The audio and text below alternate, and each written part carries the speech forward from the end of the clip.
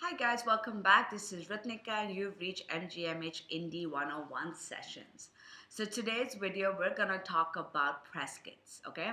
First of all, what is a press kit? A press kit is something that it has certain elements for an artist that can be given to venues, can be given to festivals, can even be sent to the press. So they have all the elements that they would need in order to take out a press release or book you for a show. Now, most artists tend not to have a press kit, all right? And this is the biggest problem. I work with so many artists who have been playing for years and years, and they still will give me really shitty WhatsApp videos, or they'll give me bad, blurry pictures, or they won't have a band picture. And that really, hampers your growth and prevents us from booking you for the future. So here are some tips on how to make a press kit. This applies to anyone, any part of the world. So do take this advice. First of all, you gotta have a bio. All right, a bio needs to be a third person summary of you, not a first person. I get a lot of like, "Hi, I am a blah blah blah." No, you should be like, Ritnika is this. This is what she does. This is how she plays. So talk about your background, talk about your inspiration, talk about your style of music, talk about the kind of music you want to play, your the big events in your life, things that you've done. Like they played at this festival, they won this award. It doesn't have to be very long. It can just be a paragraph, but it needs to be a third person account of you. So if somebody had to describe you and your music, that's what it is. Because most people just copy paste for events and PR and things like that. Then you need to have high res pictures. Now, what is high res pictures? Above 1 to 2 MB at least, all right? If you're a band, you need to have band pictures as well as individual people pictures, because sometimes they might want to put focus on just one member and talk about that one member, so you will need pictures of you individually. But mostly you need band pictures, and not just one, you need multiple, because you're not going to keep hiring a photographer, keep taking pictures, and you're not going to use the same pictures over and over again. You need to sort of have variety, you know? So if you're a dark, grungy band, you like the little rock, heavy rock vibe, and you want it to be dark, well, that's great, but you gotta have some lighter options as well, because the dark images may not look very good when you're giving it to the press. So have a couple of different varieties ready for you, so that you can send that across. What else? You need to have a tech rider. Now, a tech rider, can you hear the train? I apologize for that. The tech rider is basically your technical requirements, all right? You need to write down exactly what you need, what you will be carrying, what you need from the sound engineer.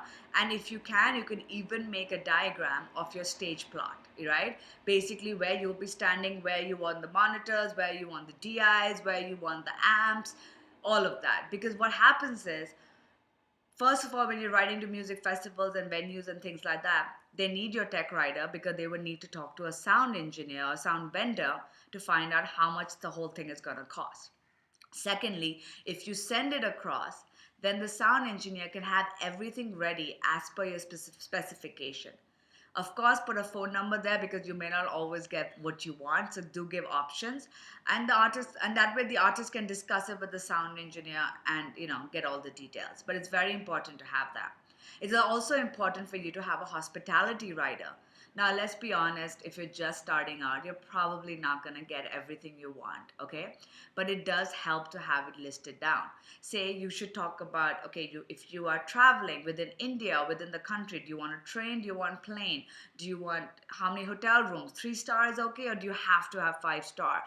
Don't be greedy. If you are just starting out, you're not going to get the best, right? So be reasonable. You will need local transportation. So put that down. I'll need one Innova, 2 cars, 3 cars, whatever. You will need dinner. You will need lunch. If you're going to be there all day, you will need F&B, alcohol. Specify what drinks you drink. Now, again, most venues will probably just give you a voucher for 1 drink, 2 drinks, that's it.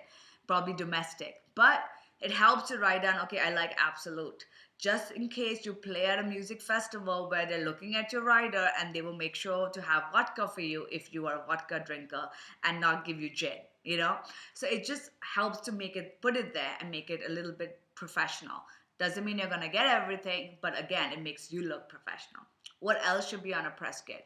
Well, you can put certain press quotes. You don't have to put articles per se because nobody really reads them.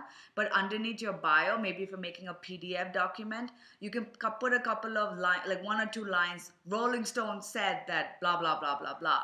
Just about you. Certain good quotes that press have spoken about you so that people sort of, that kind of draws them towards you. What else? You need to have your links in place, all right? Don't send people videos as attachments. That's the worst thing you can do.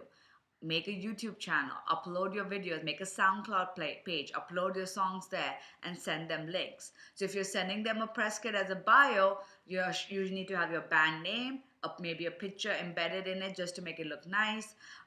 Put a bio, put some press quotes, put some links, put your contact details, yours or your manager's, very clearly, and save it as a PDF. That's the sheet you're going to send to people.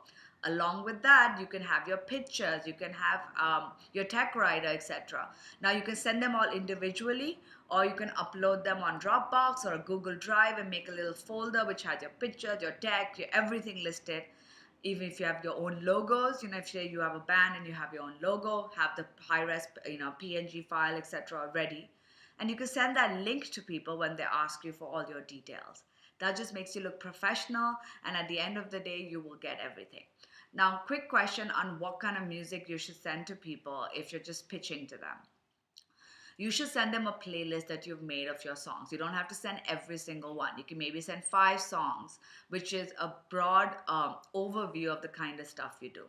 Say you're a cover band and you do Hindi, you do English, you do fast, you do slow, you do old school, you do newer songs. You should have one of each, or you should make yourself a little show reel. I know it's annoying, but the show reel will have like little snippets of different styles of music that you do blended in nicely, so that the person who's booking you can just watch that video, watch that playlist, and then you're like, okay, they can do everything. Okay, I can pitch them here, I can pitch them there. Or this works for a wedding, but it also works for a rock show or whatever. That's the best way. So you should make sure that whatever you send for pitching purposes for shows has a broad overview of everything you do. If you do acoustic stuff, make sure you include that as well, because nowadays not every venue can afford a full sound system. So they may not even know you can do acoustic. They may not know you can do a duo set, or that you can also do a Hindi set. Things like that. So just give them an overview of what all you can do. Basically, your press kit needs to be the best possible thing you can send to someone so that you can get a job, you can get gigs, you can get considered. So you want to make sure you give them everything. It should be the best version of you. Don't give shitty videos. Don't give crappy videos. If you don't have good videos, record them. I'm recording this on my laptop. I can hear the train at the back, but I know you guys can hear me, and I'm getting the information across. You don't need to have a lot of high-tech stuff. You can just do basic and put it up as long as it's clean and good, and that's all that matters. All right, guys, take care. Bye.